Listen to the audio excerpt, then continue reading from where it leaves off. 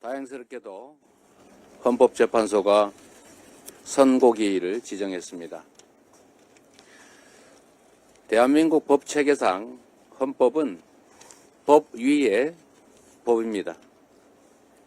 국가 공동체가 유지되기 위해서는 일정한 규칙을 정하고 모두가 그 최소한의 규칙을 따라줘야 합니다. 그 규칙 중에 최고 상위 규칙이 바로 헌법입니다. 이 헌법에 의한 국가 질서, 즉 헌정 질서를 유지하는 것은 대한민국이 존속하기 위한 가장 기초적이고 중요한 일입니다. 그리고 이 헌정 질서를 유지하는 최후의 재판소가 바로 헌법재판소입니다. 흔히 사법부를 인권의 민주주의의 최후 보루라고 합니다. 그런데 헌법재판소는 헌정 질서의 최후 보루입니다.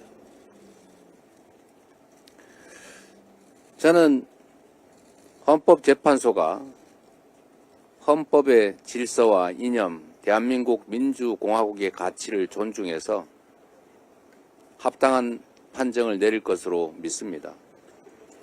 그리고 헌법재판소의 재판관들은 대한민국에서도 역량과 인품이 뛰어난 분들로 구성되어 있습니다.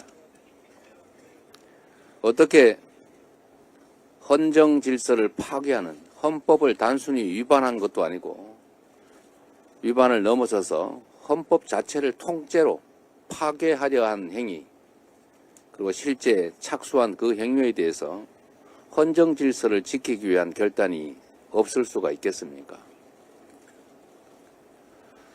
매우 많은 시간이 지나서 그 기간 동안에 대한민국의 국가적 신뢰도가 떨어지고 국가적 혼란이 지속된 것에 대해서는 아쉬움이 없지 않지만 지금이라도 선고기일을 지정했으니 헌법의 이념과 가치, 그리고 헌법재판소에 주어진 헌법상의 책무, 국민이 부여한 책임, 역사적 사명의식을 가지고 합당한 결론을 낼 것으로 국민과 함께 기대하며 기다리겠습니다.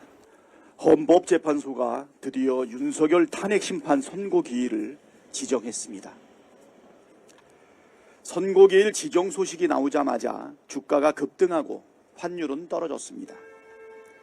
내란 사태 종식이야말로 최고의 경제위기 대책이자 국가 정상화를 위한 선결 조건이라는 것을 보여줍니다. 선고일인 4일은 12.3 비상계엄 발생 123일째 되는 날입니다. 모든 국민이 헌법재판소가 정의로운 판결을 내리기를 기대하고 있습니다. 8인의 헌법재판관들이 오직 헌법과 법률에 따라 판단하길 바랍니다. 경찰이 국회를 봉쇄하고 군대가 국회를 침탈하는 장면을 온 국민이 지켜봤습니다. 비상계엄 선포 절차, 포고령 1호, 국회와 성간이 무력 침탈, 정치인과 법조인 체포조 운영 등 모든 쟁점이 중대한 헌법과 법률 위반이라는 것이 명확합니다. 윤석열이 또한 헌법 수호 의지가 없다는 사실도 확인됐습니다. 파면 이외에 다른 결론이 없다는 것이 국민의 상식 아닙니까? 윤석열의 복귀는 곧 대한민국의 파멸을 뜻합니다. 탄핵 기각은 대한민국은 민주공화국이라는 헌법에 대한 정면 부정이고 윤석열에게 마음껏 계엄을 선포할 면허를 주는 것입니다. 언제든 계엄의 공포가 지배하는 세상은 절대 평온할 수 없으며 언제든 수거되어 살해당할 수 있는 나라는 결코 민주공화국일 수 없습니다. 악은 어떤 모양이라도 버리라는 말씀이 있습니다. 헌법 수호자인 헌법재판소가 헌법 파괴자 윤석열을 단호하게 단죄하길 바랍니다. 4월 4일 헌법재판관 만장일치로 다음과 같이 주문을 내릴 거라 확신합니다. 주문 피청구인 대통령 윤석열을 파면한다. 내란숙의 파면과 함께 헌정 파괴범들에 대한 책임도 물어야 합니다. 윤석열뿐만 아니라 헌법수호의 책무를 고의로 방기하며 헌정붕괴 위기를 키운 한덕수 총리와 최상목 부총리의 책임을 묵과할 수 있습니까? 권한대행을 맡은 한덕수 총리와 최상목 부총리가 진작에 헌법과 법률에 따라 국회 추천목 헌법재판관 3명을 모두 임명했다면 탄핵 심판은 진작 끝나고 경제 상황도 많이 좋아졌을 것입니다. 한덕수 총리는 어제까지 시한을 줬지만 끝내 마은혁 재판관 임명을 하지 않음으로써 헌법재판소의 온전한 구성을 막았습니다. 이제 선고일이 지정되면서 헌재 결정 불복 및 탄핵 심판 방해 혐의가 확정된 것 아닙니까? 이에 헌법적 의무 미희행에 대해서는 끝까지 책임을 물어야 합니다. 한편 내란수사 상설특검법이 가결된 지 오늘로 114일째인데 한덕수 총리와 최상목 부총리는 지체 없이 하여야 할 특검 추천 의뢰도 여태껏 하지 않았습니다.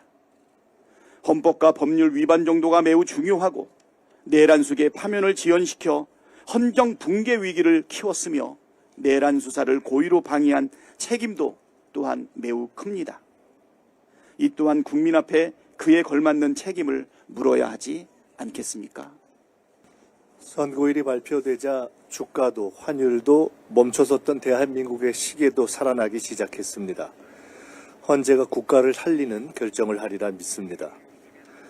끝까지 헌법적 의무를 방기한 한덕수, 최상목 두 사람의 과오와 책임은 반드시 심판을 받게 될 것입니다.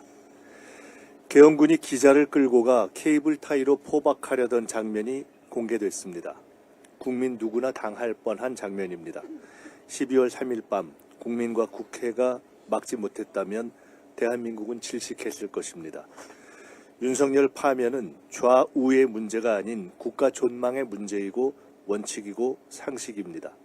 국민의 평화롭고 안정된 삶이 회복되는 유일한 길입니다.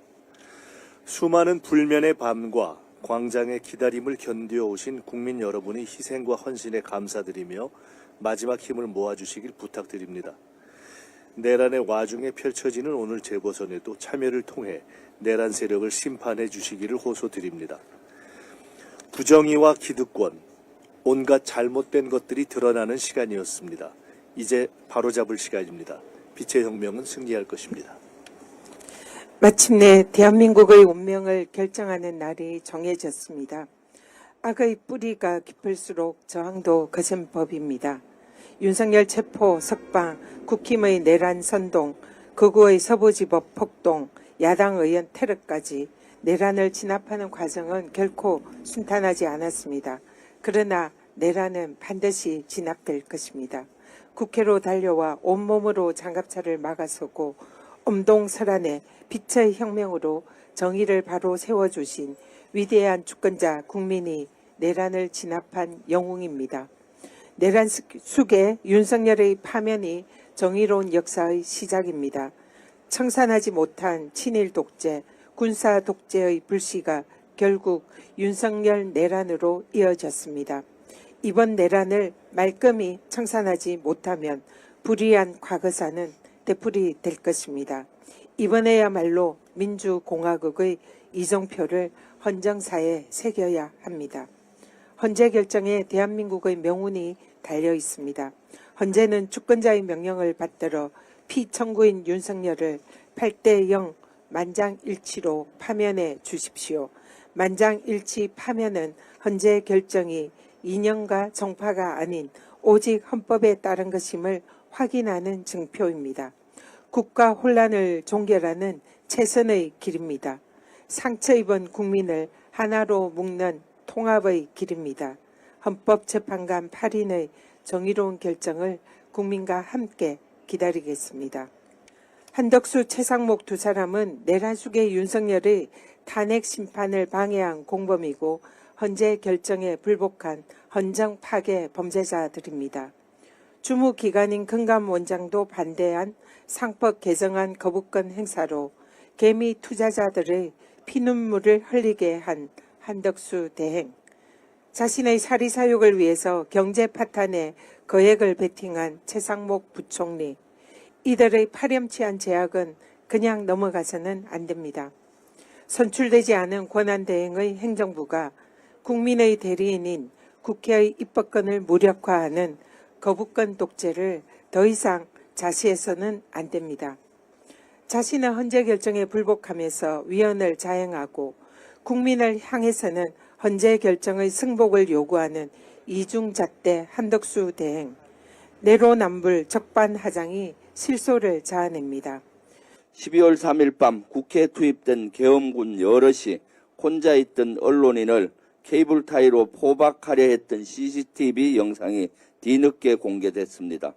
뉴스토마토 기자가 스마트폰을 꺼내 국회 본관을 침투하려는 계엄군을 촬영하자 강제로 제압을 한 겁니다. 계엄군은 촬영한 영상이 삭제된 걸 확인한 뒤 기자를 풀어줬다고 합니다. 해당 기자는 생명의 위협을 느꼈다고 말했습니다. 그런데 윤석열은 뭐라고 했습니까? 시민 피해는 단 한 명도 없었다고 했습니다. 많은 시민이 국회로 달려와 계엄군을 지켜주고 언론인이 국회로 달려와 생중계하지 않았다면 뉴스토마토 기자뿐만 아니라 더 많은 시민이 계엄군에 의해 강제로 포박됐을 겁니다. 그런데 이 케이블 타이를 놓고 사람을 묶는 용도가 아니다. 국회 문을 잠그려고 준비한 것이다. 이렇게 주장한 계엄군이 있습니다. 김현태 전 707 특임단장입니다. 게다가 MBN 보도에 따르면 김현태는 계엄과 관련 조사를 받는 상황에서 해외 파견을 신청했습니다. 특히 김현태의 상관이자 특전사 소속인 A 준장이 직접 추천서를 작성해줬다고 합니다. 제정신입니까? 국회를 침범해 조사받아야 할 대상인데 그런 자의 해외 도피를 도우려고 한 것이 아닙니까? 설마 여권 인사와 A 준장이 김현태를 회유하려고 해외 파견을 조직적으로 공모한 건 아닌지 즉각적인 수사를 촉구합니다. 윤석열에 대한 탄핵 심판 선고일이 정해졌습니다. 늦었지만 다행입니다. 특히 4월 4일은 12.3 내란이 발생한 지 123일째 되는 날입니다. 묘하게도 1, 2, 3이란 숫자가 겹칩니다. 대한민국의 민주주의가 회복하는 긍정의 신호인 것 같습니다. 나라를 망치는 건 윤석열 하나만으로 족합니다. 그런데 만약 이런 극악무도한 윤석열이 복귀한다면 어떻게 되겠습니까? 윤석열이 곧장 2차 계엄을 선포할 겁니다. 내란 수괴는 무기징역 등 무거운 처벌을 받기 때문입니다. 2차 계엄은 윤석열이 살 수 있는 유일한 카드인 셈입니다. 윤석열의 복귀가 계엄 면허증 발급이나 마찬가지라고 거듭 강조하는 이유입니다. 실제 윤석열은 2차 계엄을 언급한 바 있습니다. 122일간 지속된 정치, 경제, 사회적 불확실성의 해소가 드디어 가시화됐습니다. 헌재 선고일 지정 발표 후에 시장도 화답을 했습니다. 시장은 거짓말을 하지 않습니다. 코스피가 2,500선을 회복하고 코스닥도 급등을 했습니다. 이 원인 행위가 내란이다 보니까 이 사안이 매우 중대합니다. 그리고 또 군사반란죄도 파면 이후에는 군사반란을 비롯한 많은 범죄에 대해서 수사를 받아야 합니다. 그리고 그 이해관계자들이 지금 현재도 증인만 해도 500명이 넘지만 더 많은 사람들이 연루된 사람들은 다 수사를 받을 필요가 있습니다. 이와 같이 그에 따른 파급이 워낙 크다 보니까 형사재판에 미칠 영향 등을 고려해서 헌재가 올해 수기를 했기 때문에 이렇게 늦어진 게 아닌가 하고 선회를 합니다.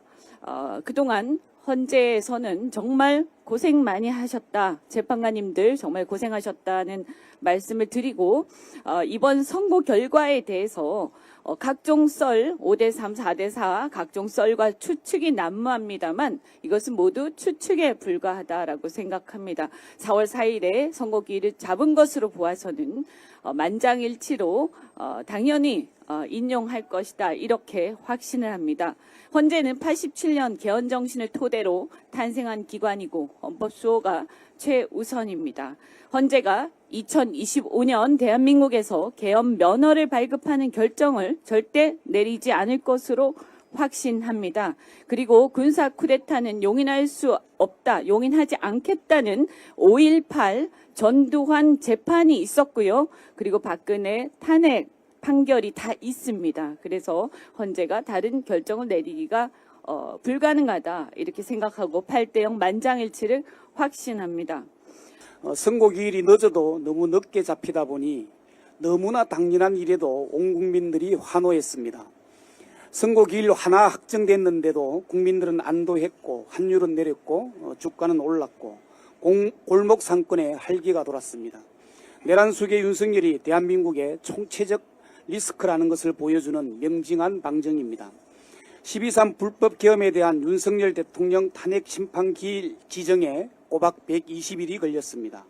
수많은 추측과 억측으로 정치는 혼란 그 자체였고 12.3 내란의 그날 밤에 갇힌 채 살아가는 우리 국민들은 탄핵 선고를 기다리면서 하루하루 피가 말랐습니다.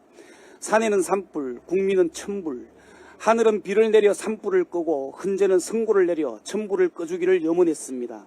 하늘도 헌재도 국민의 염원에 응답했습니다. 하늘은 비를 내려 산불을 껐고 헌재는 선고기일을 지정해 속에 천불을 껐습니다. 천우신조 모두가 국민 여러분 덕분입니다. 고맙고 감사합니다.